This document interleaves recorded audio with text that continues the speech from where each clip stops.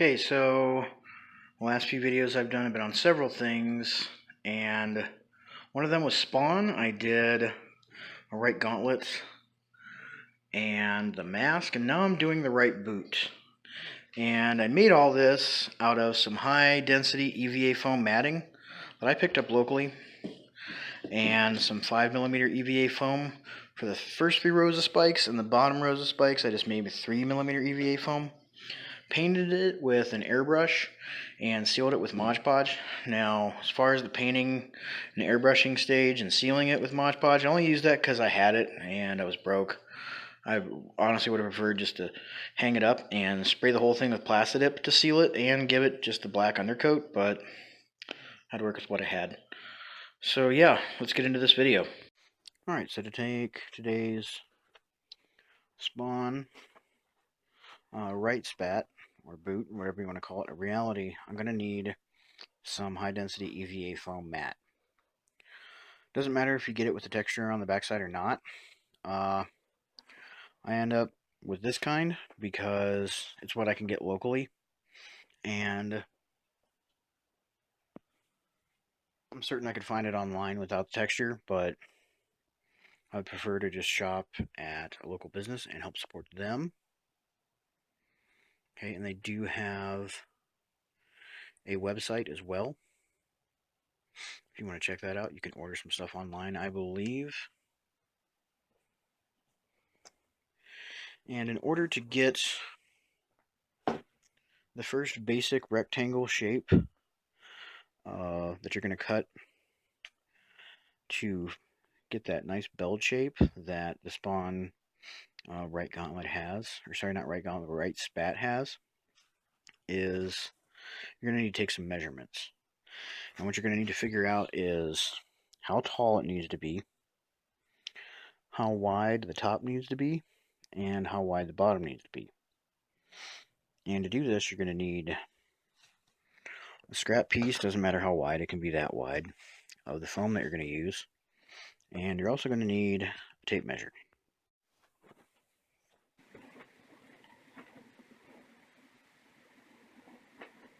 Okay, to figure out just how tall you're going to need it, you're going to take from the tip of your foot up to right below your kneecap. For me, that was about 18 inches.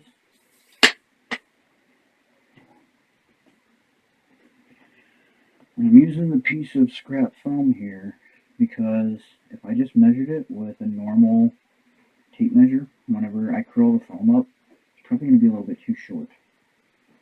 So I'll just simply wrap it around and take a Sharpie, mark where that is. That's my top measurement. For the bottom, just wrap it around the foot. And that's the bottom measurement, however long that happens to be. Okay, so once I figured out just how tall it needed to be by using the tape measure, I marked that on a piece of foam, and I cut it out a little longer than the bottom measurement. Okay, and then once I had my big rectangle cut out, I took and I marked on here the distance of the top measurement with a Sharpie, and I marked the distance of the bottom measurement with a Sharpie, and then cut this at an angle and curled it around so that these top pieces met. In the bottom there was overlap, so I took and cut off the excess overlap, which is here, and now I have my bell-shaped pattern. That was the easiest way I could do it. Now, whenever I glue this together, it's not going to have a straight seam down the back. You're going to see this here in a second, because the next thing I'm going to do is contact cement these two edges together. But you're going to see that the seam doesn't go straight. It's going to kind of go like this. It doesn't bother me because the costume's going to have a cape, and it's going to be mostly covered up. I don't think anybody's really going to be examining where my seams are. But if you want a straight seam, you're going to have to figure out what this angle is and divide that by 2 and do half that angle on either side so they match up evenly. And next I'm going to glue these together, and to glue this together I'm just going to use some contact cement. So I've glued the entire piece together, and this is what I was talking about on the backside here with the seam. Okay, you see the seam's at an angle. To me, that's not a big deal. That might bother you. If it does, you're going to figure out the angle and then split that into two to get your exact shape. But a few things I've done. First off, I tried it on, and I figured out where my front foot was going to go. And I cut a half, sort of a crescent moon shape out of that. And it's a little bigger, of course, than my actual foot. But that's because I want some room to move my foot side to side or up and down as I'm walking. Okay. And I also trimmed the back as well. So this is shorter than what my initial measurement was. Even on top of that, I cut it a little longer than what I needed on top of that. And the reason for that is I can always trim stuff off to get a basic shape that I want, but I really can't add anything more on if I make it too short to begin with. So I always go with a little extra, especially when I'm doing more or less something like this. It doesn't have an exact distinct pattern. Okay. Next, what I'm going to do is any of the roughness from my cuts and stuff, I'm going to go through and sand down along with all the edges with a Dremel.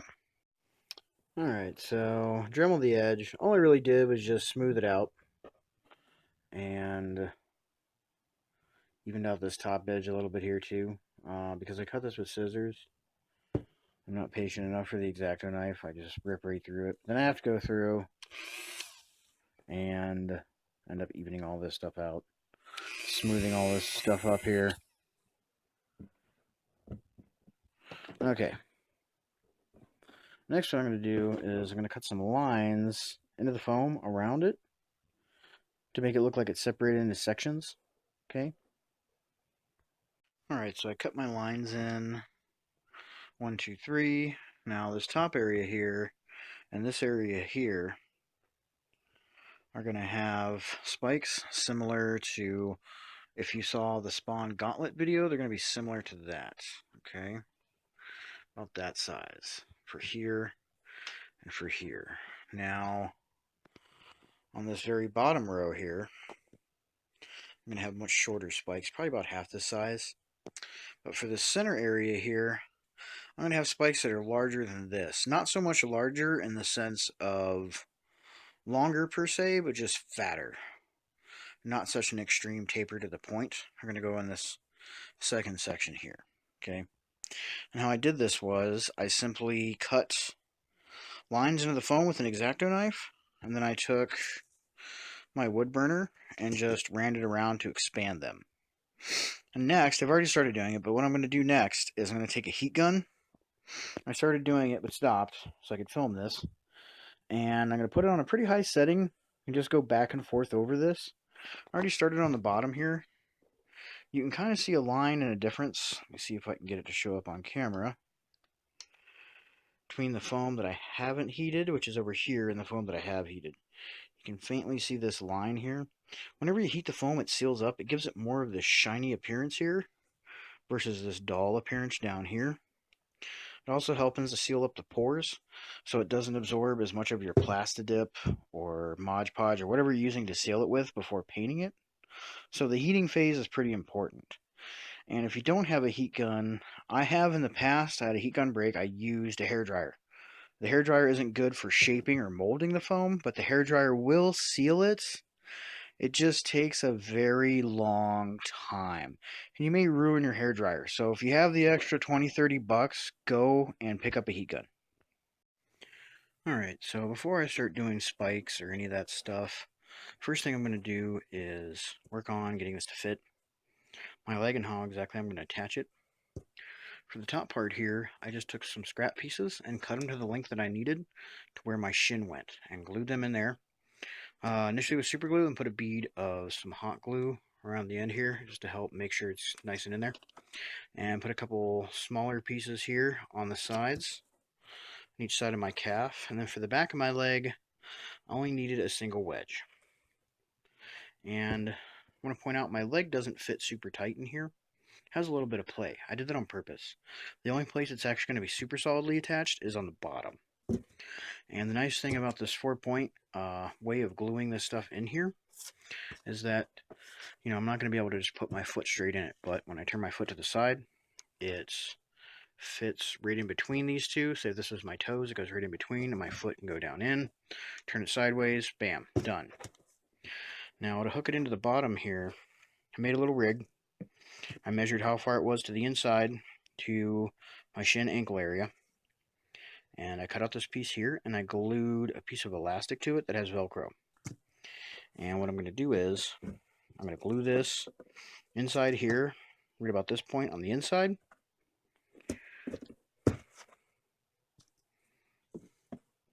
And once it's in there, I'll be able to put my foot in place, and then just tighten this around my leg. And that's what's really going to hold it in place inside. Alright, so now that I have my strap glued inside here, and I tried it on and it fits pretty good. Next, I'm going to start working on the spikes. And these are going to be the larger spikes that are going to go onto here.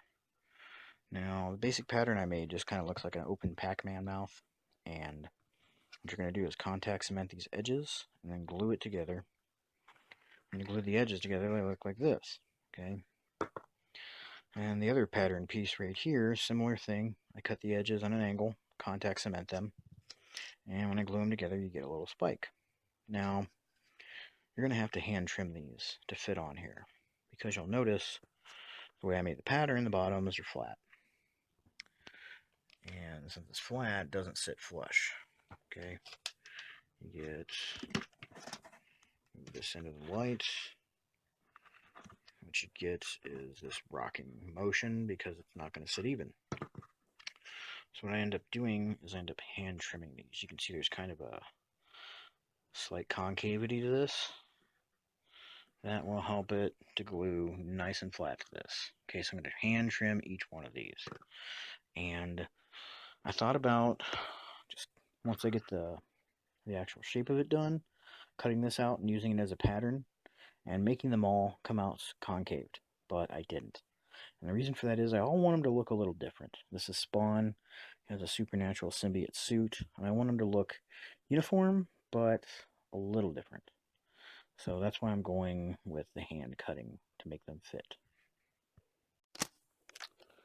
Okay, so I already went ahead and glued all these on. And I have not used a heat gun or anything on these. And the subtle, slight curvature to this is just from me gluing it on with some super glue. But as I mentioned before, these as they are don't fit. Like they're not flat enough. So I'm going to show you what I do cutting wise and Dremel wise to get these the way I want them. Okay, and of course, as usual, I apologize for the Dremel. It is quite loud, but I don't have too much other options as far as all this goes. So I'm just going to show you all in camera. Okay, so I have my piece here. Let's say I make this the ends. Okay, so I want this to be more scooped. What I'm going to do is I'm just going to go ahead and trim this like that. Okay, both sides. And already whenever you do this, you can see here it already fits pretty good. Okay, it's already pretty good. But as you'll notice on these other ones, there's almost no lip. They fit pretty flush. So to get this flush the rest of the way and to help get rid of the seam, take my Dremel, have it set about between 15 and 20. And what I'm going to do is, first, I'm going to take off the seam.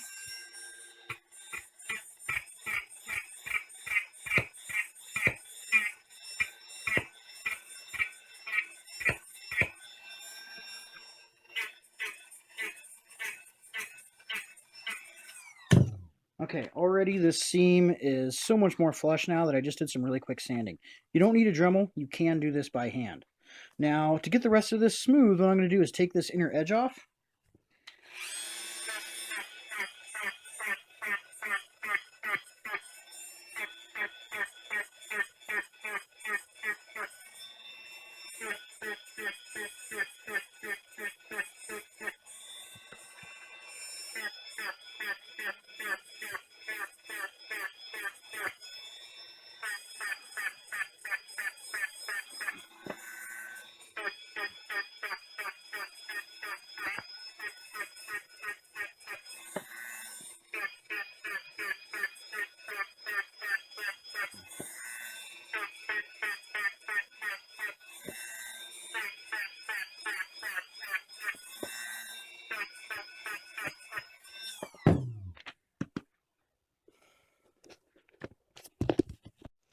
Okay, and then you can see here it no longer has that squared off edge. Now I did this pretty shoddily and quickly, just to give you an example. I already glued on all my spikes. I don't need to put any more on. And it also round these edges a little bit better, but you get the idea. Now it fits on there flush. And I don't have worries about it rocking back and forth. It's on there solid. And you don't have as much of a lip because I sanded down the edges to fit this really, really closely. Okay, let me just put that, yeah, see, just like that. So that's how I put on all these spikes.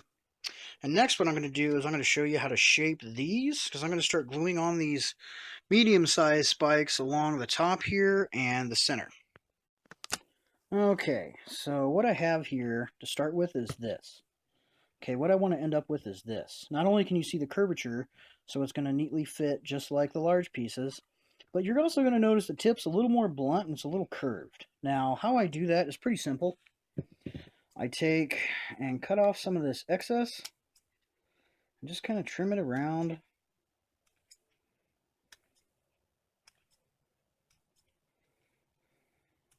Like that. Okay, and that's going to give me my tip looking more the way that I want it. I don't trim off too much because you're going to have a gap from the two pieces of foam where they meet, but I trim it off just enough that I get this nice little area here. Next, what I'm going to do is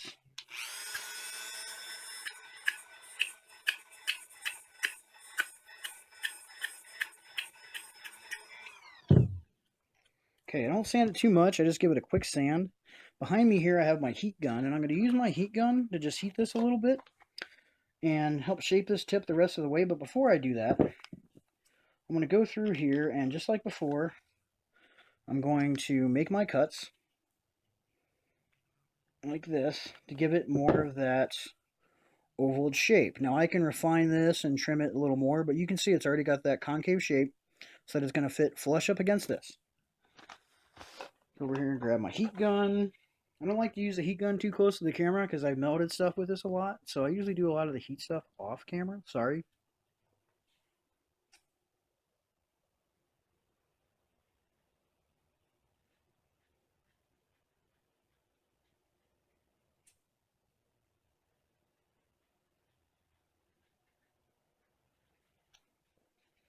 Okay, so you can see there just a little bit of heat. It already has a nicer point and a nicer shape. Now the next thing is I'm going to heat this up.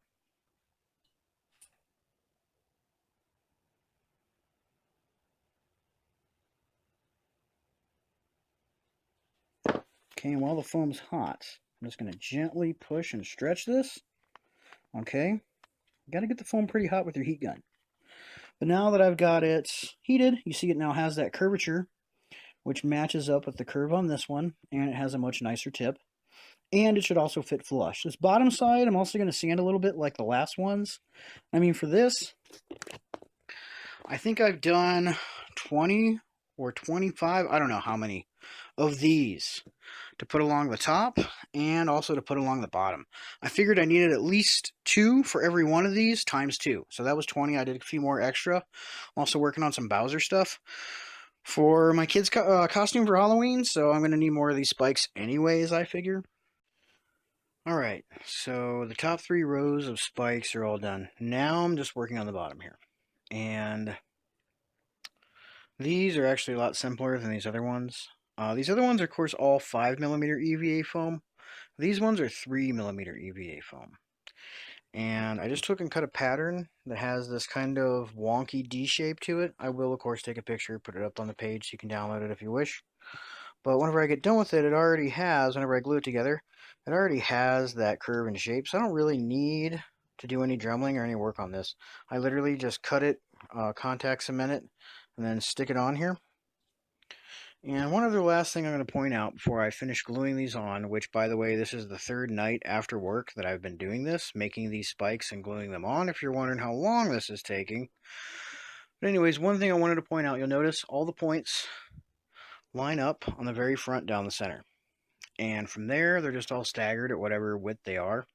This one on the top is slightly higher than the ones on the side. And on the bottom here, the center one is higher than all the others, and they kind of start to slope down towards the center around the side piece here. But aside from that, that's the only thing of note, really, I think, to point out about how exactly it is that I glued these on. Alright, now that I got all the spikes on from top to bottom, I'm taking some Mod Podge and just a regular old brush, and I'm just brushing that on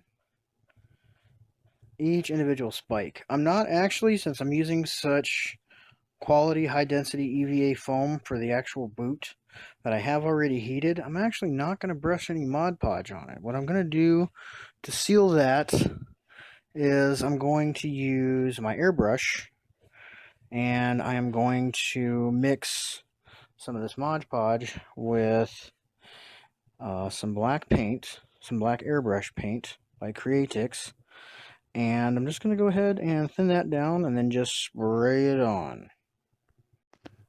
Alright, I have my respirator on because, you know, inhaling paint and stuff, but what I've mixed together, like I said before, Mod Podge, some Creatix opaque black, and some of this 4030 mix additive, and I thinned that out with some water.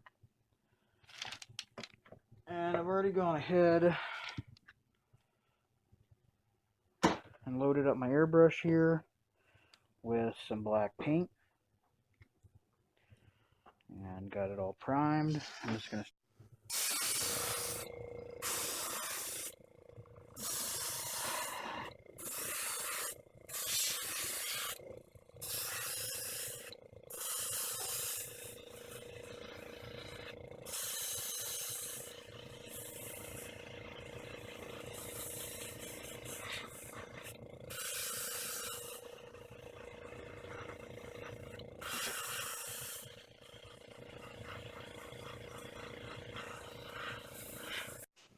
Alright, here it is, after I got the full sealing and primer coat on it. So next what I'm going to do is I'm going to go ahead and airbrush on some red over this black. Alright, so now this has had ample time to dry, I've got some red. I mixed a little opaque red and some translucent red and watered down a little bit. I don't want it to be too solid, and I'm going to brush it on over the black in between all of these.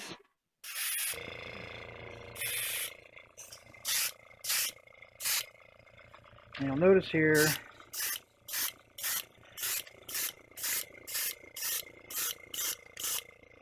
see, it's going on pretty thin. So since it's so thin, that's good, because I want to be able to control it.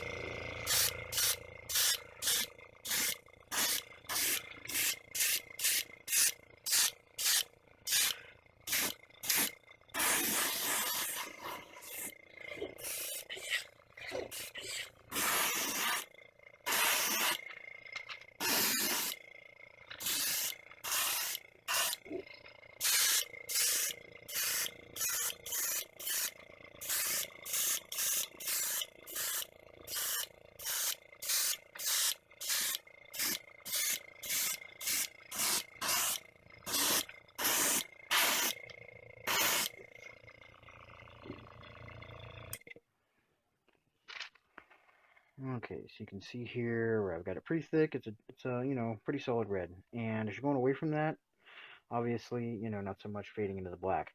It's kind of how I'm going to have it look all over. I just wanted to film a little bit of this so you could get an idea of what I'm going to do. Okay, so now that I've got all of the airbrushing done, I've already started to go through and do some of the silver on here. And just kind of randomly brush it on to the top layer and this layer of spikes for the bottom two rows. I'll give a quick demonstration of what I'm doing. Just take a soft haired brush, and I have some Model Masters paint here. This is silver chrome, and I just dip some, well, not too much on the end of the brush here, and I start by just spreading this around the base. Of course, you can do this however you want. I'm just showing you what I do, but I go around the base here. Then I just pull all that forward.